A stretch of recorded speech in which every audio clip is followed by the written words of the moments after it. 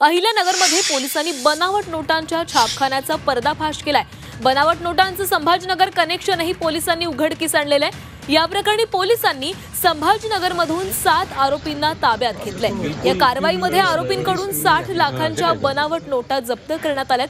500 रुपयांच्या नोटांचा यामध्ये समावेश असल्याचं दिसतंय।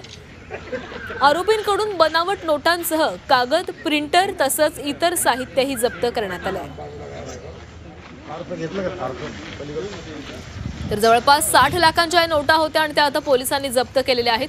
अहिल्यानगरमध्ये बनावट नोटांचा हा छापखाना सुरू होता आणि हाच छापखानावर पोलिसांनी धाड टाकली आणि यामध्ये या नोटा जप्त केलेल्या आहेत।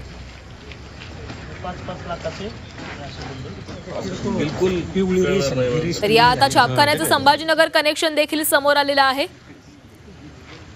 या प्रकरणी पोलिसांनी संभाजीनगरमधून 7 आरोपींना ताब्यात घेतलेलं आहे आणि या कारवाईमध्ये आरोपींकडून 60 लाखांच्या बनावट नोटा जप्त करण्यात आलेल्या आहेत। यामध्ये 500 रुपयांच्या नोटांचाही समावेश आहे। आरोपींकडून बनावट नोटांसह कागद, प्रिंटर तसंच इतर साहित्यही जप्त करण्यात आलंय।